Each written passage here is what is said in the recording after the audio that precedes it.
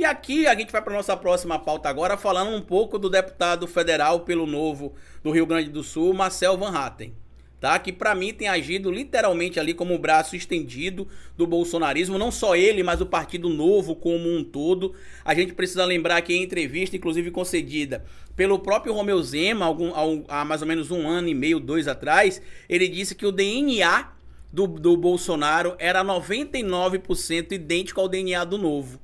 Ou seja, o que é que mudava? Traduzindo o que é que o Zema queria dizer. O que mudava era o 1% que era o Bolsonaro. Ou seja, tirando o Bolsonaro, tudo aquilo que ele fazia era igual ao que o Novo acreditava. Eles só discordavam, aparentemente, da figura do Bolsonaro, mas não dos atos do Bolsonaro. Porque o Bolsonaro é uma figura chucra. Talvez eles não encontrem, por exemplo, ali... conexão, né, supostamente com o Bolsonaro, pela figura do Bolsonaro, mas pelas atitudes do bolsonarismo, eles se identificam totalmente. E aí o que é que diz o Marcel Van Hatten para vocês rirem comigo aqui, tá? Eu separei aqui o que é que ele disse. Ele disse que o sonho do Alexandre de Moraes é fechar o Congresso. Olha as palavras do Marcel Van Hatten aqui. Parece até piada, né? Lamentável, tá lá, ó. Moraes quer fechar o Congresso, diz Marcel Van Hatten. E aí, Van Hatten, perdão. Aí você pergunta, de onde é que ele tirou isso, Carlito? Do mesmo lugar que o Bolsonaro tira a maioria das informações dele, do fiofó, para poder utilizar uma linguagem aqui que não atrapalhe nosso andamento do canal aqui, certo? Deixa eu só ver o que é que tá acontecendo aqui. Vamos lá. Tá aparecendo para vocês aí? Tá, vamos lá. Moraes quer fechar o Congresso, diz Van Hatten. Material publicado no Metrópole na coluna do Paulo Capelli, assinado pelo Paulo Capelli e Petrônio Viana. Deputado federal criticou medidas de Moraes e do STF que supostamente estariam interferindo em prerrogativa dos parlamentares. Ou seja, segundo ele, o ministro do STF e o Poder Judiciário estariam interferindo nas ações ou no trabalho, supostamente, do Poder Legislativo. E aqui é importante a gente ter uma rápida aula de república tripartite, como sugeriu, inclusive, lá o Charlois de Secondé, né, conhecido como Barão de Montesquieu, no livro O Espírito das Leis, que diz que somente o poder regula o poder, por isso que você tem de ter ali, não pode ter o poder concentrado na mão de uma única pessoa, não pode ter um presidente da República, por exemplo, falando que a Constituição sou eu, como disse, inclusive, o ex-presidente da República, Jair Bolsonaro, em mais de uma oportunidade. E é o que eu quero trazer para vocês aqui, tá? Quando a gente tem uma república tripartite, né, dividida em 3 poderes, executivo, legislativo e judiciário, o que a gente consegue entender? Que o poder ele não é concentrado em uma única esfera, ele é dividido em 3. E de forma bem genérica e direta para vocês entenderem, funciona mais ou menos assim. O poder executivo é aquele que executa as leis, tanto que quando tem um projeto de lei que é aprovado, ele normalmente vai ali para a sanção do presidente, certo? Bem, e aí quando você tem ali o executivo, você tem o executivo executando as leis, né? O Congresso aprova como representante do Poder Legislativo, vai para o presidente da República, que ele vai lá e assina, sanciona ou veta. Mas o veto pode ser derrubado pelo Poder Legislativo. Por que pode ser derrubado pelo Poder Legislativo, Carlito? Porque nenhum poder é absoluto. Então, na lógica do Marcel Van Hatten, decisões que cabem ao Congresso e o Congresso criminosamente, em alguns casos, não cumpre, nenhum outro poder pode fazer nada. E não é exatamente assim. Por quê? Porque uma das importâncias de se ter ali a tripartição dos poderes, o poder dividido em 3, é que você tem um poder fiscalizando o outro. Vamos só partir aqui para a finalização do ponto que eu estou trazendo. Então você tem o executivo, que é aquele que executa as leis, você tem o legislativo, que é aquele que cria as leis, e você tem o judiciário, que é aquele que fiscaliza a aplicação das leis. Tudo isso aqui de forma bem genérica e direta para vocês entenderem. Inclusive, em breve eu vou abrir outra turma do meu curso de política para leigos. A gente faz 5 encontros, né? São 4 encontros de aula, mais um encontro de uma aula bônus. E aí a gente vai abrir para 50 pessoas lá no canal O Historiador. Vou divulgar melhor para vocês isso. Então, quando o STF, representante do Poder Judiciário, interpreta que está tendo uma omissão do outro poder, ele pode fazer valer a função do Poder Judiciário. Porque entre as atribuições que está estabelecida graças à tripartição dos poderes está a função de que um poder deve fiscalizar o outro. Então, assim, o Marcel Van Hatten, ele só prova quão medíocre é a qualidade dos políticos que a gente tem hoje no Congresso Nacional ligados ao bolsonarismo. É claro que tem várias exceções boas, não ligadas ao bolsonarismo, né? Mas existem várias exceções. Mas é claro que a gente sabe que tem muita gente qualificada no Congresso Nacional, mas lamentavelmente tem figuras como Carlos Jordi, como André Fernandes, como Zé Trovão, como o próprio Marcel Van Hatten, que estão mais preocupados em projetos pessoais do que em projetos nacionais ou projetos coletivos. É muito importante, eu já vi sua fala aqui, João, pode ficar tranquilo que no finalzinho eu vou comentar, tá? É muito importante a gente trazer aqui esses pontos de vista que eu tô trazendo. Por quê? Porque a gente precisa compreender que para alguns grupos políticos não existe um projeto de nação, como algumas pessoas falam, tá? É basicamente um projeto de poder. Por que que os deputados do PL, sem problema, João, por que que os candidatos do PL, os políticos do PL, querem expulsar o deputado federal do PL do Ceará, que tirou foto com Lula, com vários representantes do governo? Porque eles adotam a prática estabelecida no fascismo, que é nós contra eles. Eles não querem dialogar pela nação. Isso me lembra muito, sabe o que, gente? Quando a ACM Neto era deputado lá no início dos anos 2000. Quem é mais antigo aí vai lembrar que a ACM Neto foi contra o Bolsa Família, ele foi contra o Minha Casa Minha Vida, ele foi contra um monte de coisa. Ou seja, tudo que era do governo ele era contra. Contra por quê? Porque era contra. Se é do governo, eu sou contra. É basicamente este o mantra do bolsofascismo brasileiro. Antes esse era mais ou menos o mantra também da direita brasileira. Mas casualmente você tinha ali uma figura que dialogava com grupos ligados ao governo ali para poder aprovar aquilo que era interessante para a população e deixava de lado às vezes essa questão da discussão ideológica, meramente.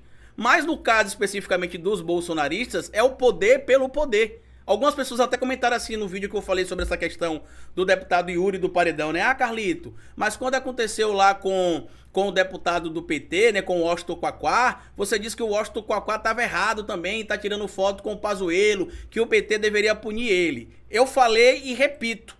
Mas por que eu falei isso e repito? Primeiro por causa da ironia na postagem do Washington Quaquá como vice-presidente do Partido dos Trabalhadores, tá? Ele foi irônico na publicação dele com o Pazuello, todo gaboso lá e sendo irônico. E segundo, eu não pedi que ele fosse expulso, eu pedi que ele fosse punido pelo tamanho que ele tem dentro do partido.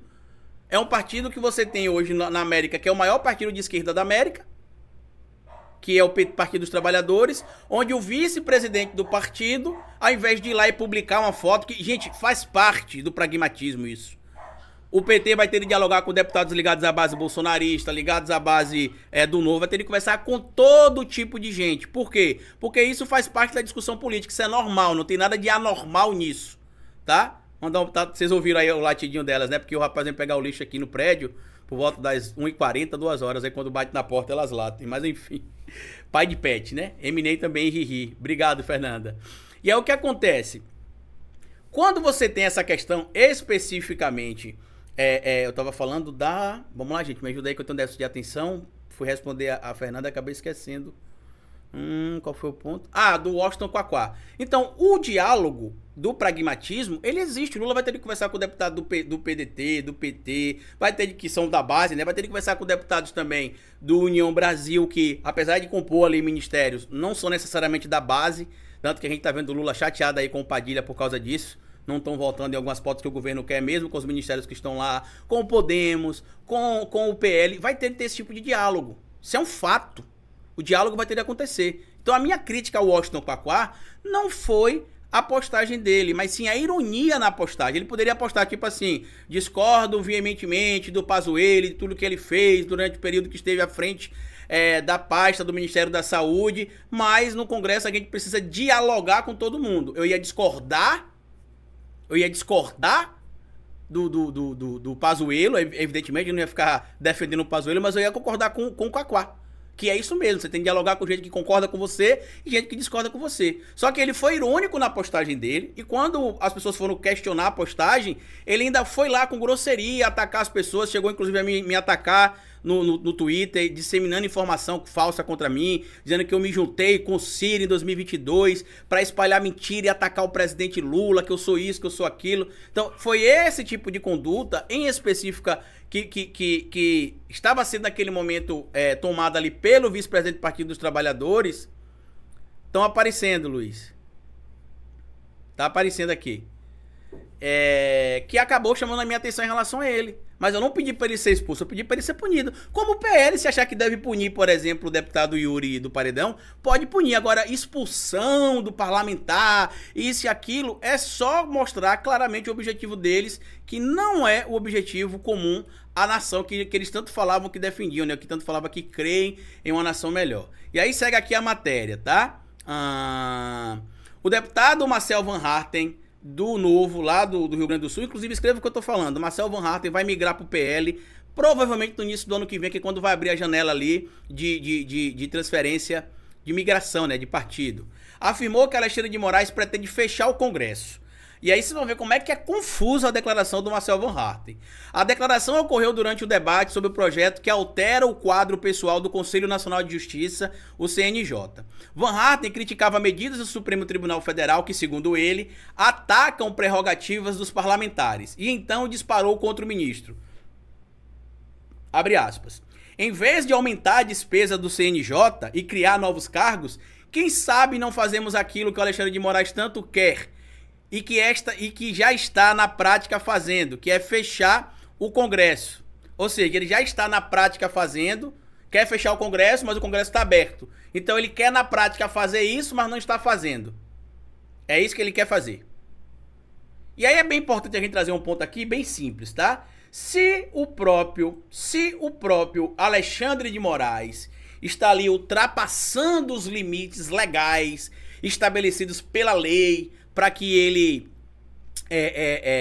exerça algumas atividades, por que o Marcel Van Harten, junto com os outros bolsonaristas que vivem pendurados ali no saco escrotal do mito, não se juntam com senadores da base do Bolsonaro e solicitam ali um pedido de impeachment contra o Moraes, alegando que ele está ultrapassando os limites legais da Constituição ou a tripartição dos poderes, fazendo valer, inclusive, um dos elementos constitucionais, que a gente deixa bem claro aqui, certo?